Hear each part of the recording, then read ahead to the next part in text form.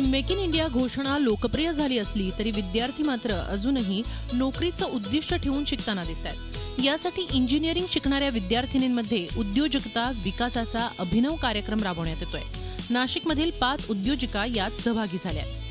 जे make in India, make in महाराष्ट्राचे जे वारे सगळीकडे वाहत आहेत, त्या वाऱ्याबरोबर या मुलांनी चांगलं धावावं आणि या मुलांना धावण्यामध्ये आमची मदत असावी, हाच एक मोटो घेऊन आम्ही हा फॅन्टास्टिक 5 हा वुमन एंटरप्रेन्योर्सचा प्रोग्राम महिला दिनाच्या निमित्ताने शहरातल्या सगळ्या कॉलेजेसमध्ये करत आहोत। नवा उद्योग सुरू करताना महत्त्वाच्या बाबी नेटवर्किंग या संकल्पना विद्यार्थिनींसमोर मांडण्यात आल्या।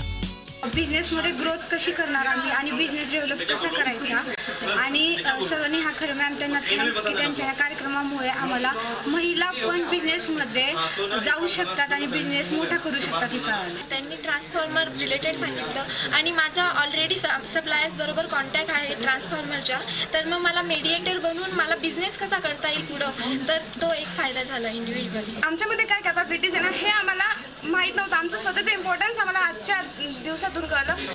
भावी काळात स्वतःचा व्यवसाय सुरू करण्याचा विचार विद्यार्थिनींमध्ये रुजावा हाच यामागचा उद्देश। योगेश खरेसह bureau report, Zee media, Nashik. Zee 24 तास रहा एक पाऊल पुढे।